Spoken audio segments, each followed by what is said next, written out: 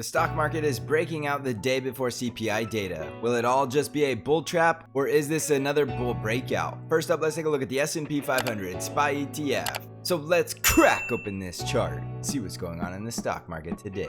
All right. Today's SPY was up 0.91%, and just last week on Friday, I told you there's very easy trading this week if you just pay attention to the breakout at SPY 429 and stay bullish above this level. This is a very simple trade plan because above 430, we could be heading to SPY levels of 440, possibly even to 450. And all you need to do is stay bullish while we are above the breakout of this bull flag at 429. If you go watch last week's videos, I talked about all of this in great detail, and now it's playing out real time. And if you listened to that suggestion, you should have done very well today. As I continue to tell you, this is a bull trend until it's not. Follow the price action and the trend and let the chart do all the talking. And that continues to be the best way to trade this market. There's still people saying this is a bear market and we're about to crash, yet the market continues to go higher. And all along, the chart has broadcasted that we're in a bull trend and has been telling us to expect higher prices. So don't be part of the crowd that is guessing. Let the price action do all of the talking, and your job as a trader is to trade what the chart is giving you. And right now, the chart is giving you a bullish trade above 429. If we break below 429, then we need to hold the support at 426, and likely we'll break that support and go fill the gap at 423. But none of that is going to happen unless we lose the support at 429. Right now, above 430, I'm looking for prices to continue to climb higher into the 440s. Otherwise, we'll jump ship if we break down through that support at 429. So it's a very simple trade plan. Let the price action do all the talking and understand this is still a very strong bull trend. On the NASDAQ 100 triple Qs, we were up 1.69%, and the triple Qs bounced off of that support yet again,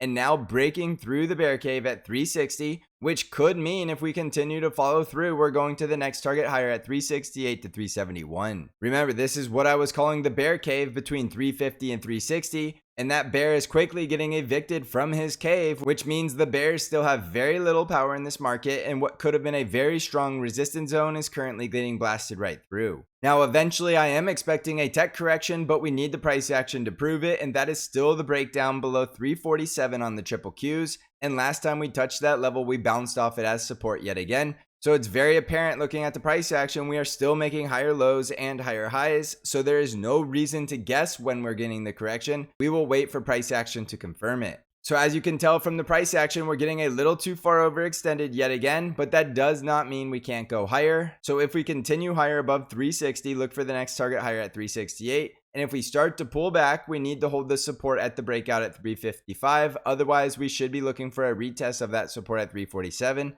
And a break of 347 tells us we're getting the correction. And remember, in the correction, I'm expecting to see a retest of 337 and possibly even the gap fill at 333. On the Dow Jones, we were up 0.56% today, and we hit the price target of resistance at 341 after the successful bounce and retest of the breakout at 336. If we continue higher above 341, we're looking for the next target higher at 346. And you can stay bullish above the breakout at 338 and the support at 336 and the rising 20 daily moving average at 334. On the Russell 2000 IWM ETF, we're up 0.42%, coming back down to the breakout right around 185, and so far it looks like we are holding that breakout as support because we did get a bounce with today's price action. Now if we can continue higher and break resistance at 188, we should have a very strong bull trend in the small caps, which is evident by all of the moving averages starting to break out with positive slopes and stacking to the bullish direction. So stay bullish in IWM above the support breakout at 184 to 185 with the next upside target at 188 and then 195. On the ARKK ETF, we're up 1.81% and we are breaking out above 43 just a little bit. And above this target, we're looking for 44.5 and then just under 46. The bull breakout was when we had the break above 40.5 and then 41.3. So that's your risk level of support if you're long in the ARKK ETF.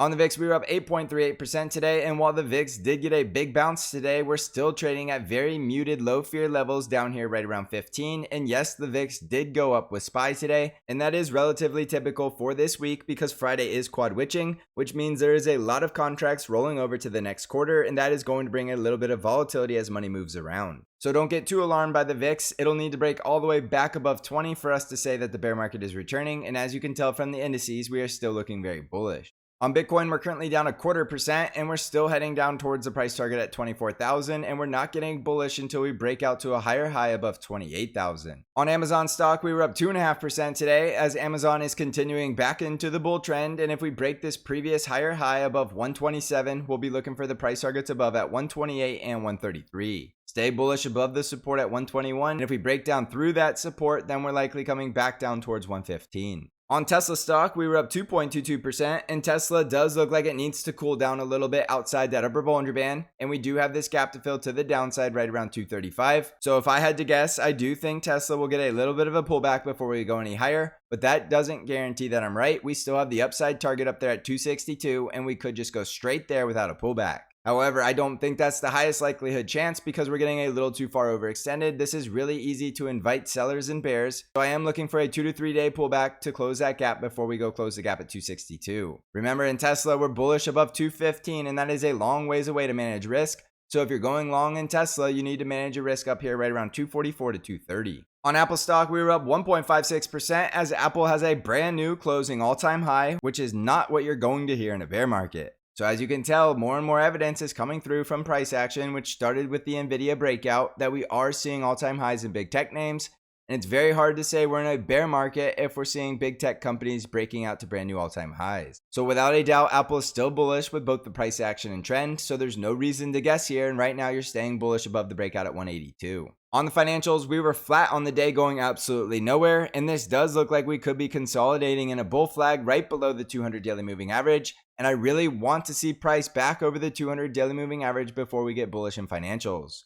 We have gaps to fill to the downside, so it'll pay off to be patient and wait for the confirmation of the breakout. On the industrials, we're up 0.71%, and we already have the bull breakout in the industrials above 101.5, and now we have another bull breakout above 102.6. As you can see from the moving averages, we're going to have the bull trend as soon as tomorrow, so you can stay bullish in the industrials above the breakout at 101.5. On the healthcare sector, we were up 0.36%, and on the healthcare sector, we're getting very close to getting bullish. We just need to start closing above 131, which we could be doing as soon as tomorrow. This looks like a higher low into a higher high if we get the breakout, so we're getting a lot more bullish if we close above resistance for the price target above at 137. On the energy sector, we were down 0.96%, rejecting around that resistance below 83, and I still think we're trending lower to close the gap at 73, so I'm longer term bearish in the energy sector. So jumping back over to the S&P 500, we have another bull breakout above 430, and we did get that bull flag breakout above 429, so that's your risk level and you're bullish until we break down below it, which means the price action needs to do all the talking.